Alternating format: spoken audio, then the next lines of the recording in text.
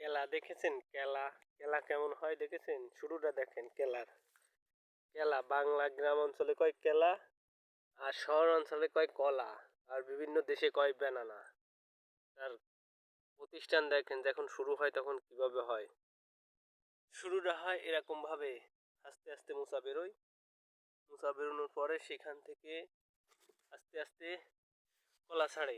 কলার ছাড়ে মানে ছোট ছোট যে ইগুলো সেগুলো ছাড়ে। সেগুলো দেখানোর জন্য এই যে আর একটা দেখায় আপনাকে, কলা ছাড়তেছে কিভাবে দেখেন। এসে কলা ছাড়তেছে, মোচা থেকে কলা বের হচ্ছে, এগুলো আস্তে আস্তে বড় হবে। জুম করে দেখায় আপনাদেরকে, দেখেন এসে কলার কানির যে ই এইভাবে ছাড়ে কলার, প্রথমে মোচা থেকে এইভাবে ছাড়ার পর আস্তে আস্তে এই কাইন বড় হয়, মানে কলাও বড় হয়, কাইনও লম্বা হয়, বড় হয়, এভাবে করে বড় হইতে থাকে। বড় আস্তে আস্তে হওয়ার পর সেখানে বতি হয়, বতি হওয়ার পর কেটে নেওয়া হয়, সেখান থেকে কলা পেকে যায়, পেকে যাওয়ার পর খায় মানুষ। কত ধৈর্য ধরে একটা গাছে একটা কলা হইতে, একখান কলা হইতে নর্মালি আপনার 4 মাস 5 মাস সময় লাগে, এখানে একখান কলা বতি হইতে 4-5 মাস সময় লাগে। বতি না হলে সে কলা কাটা যায় না। আর এটা তো কাঁচ কলা না, যেহেতু বতি হইলেই কেটে নিয়ে বিক্রি করবে তরকারি খাওয়ার জন্য।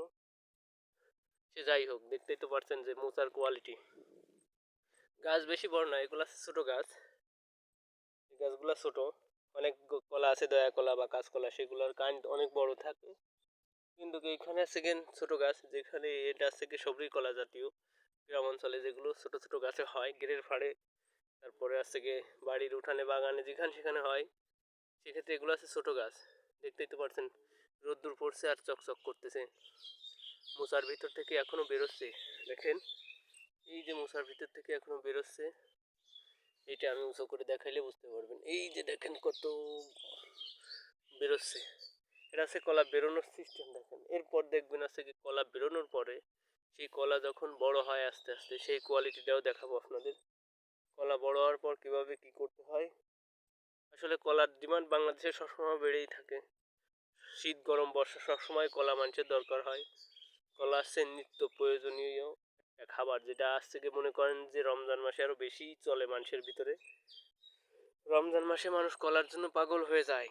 তারপরে যদি কোনো হসপিটাল বা আপনার মেডিকেল যেসব জায়গা আছে ওইখানে তো আরো বেশিই লাগে, যেহেতু ডাক্তাররা কলা খাইতে বলে বেশিরভাগ। কলা খাইলে নাকি শরীর ভালো থাকে, শরীরের কাঠামো ভালো থাকে, শরীর দুর্বল হয় খুব কম। যাই হোক, এ তো কলার সিস্টেমটা দেখলেন, মোচার সিস্টেমটা, এই যে মোচার সিস্টেমটা তো দেখলেন, এখানে মোচাও এরকম হয়েছে। হওয়ার পর এবারটা মোচা থেকে আপনাদের ডাইরেক্ট সরাসরি দেখাবো হচ্ছে কলাকে কীরকমভাবে সেটিং হয়। এই যে মোচা, আপনার মোচা থেকে ডাইরেক্টলি আপনারা কলায় চলে যাবেন। এবারটা এই দেখেন কলা কিভাবে দেখানো হয়। এখানে আছে গেন 5 ফানার একটি কলা আছে। 5 ফানা বলতে কিরকম বুঝাই আপনাদের বুঝাই আমি। 5 ফানা তো ক্লিয়ারলি আসতেছে না রোদ্দুরের কারণে। 5 ফানা তো গাইজ দেখতেছেন কলা, এই যে 5-6 ফানার একটা কলা আছে। কলা এখনো বতি হয়নি, এই কলা বেরোইছে কেবল 2 মাস হয়েছে।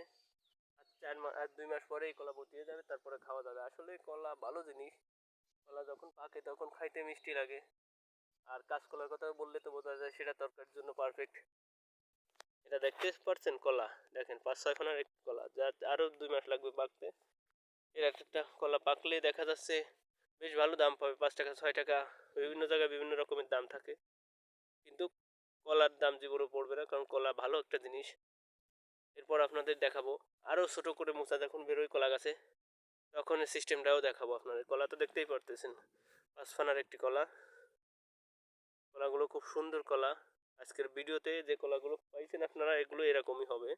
পরবর্তী ভিডিওতে দেখাবো আরো বিভিন্ন বিষয়। মোচার বিষয় দেখেন, মোচা এই যে বেরোচ্ছে, মোচা যখন সর্বপ্রথম কলা গাছ থেকে বেরোয় তখন সিস্টেম এরকম, তারপরে সিস্টেম ওরকম, আর তারপরে সিস্টেম হচ্ছে কিন এরকম।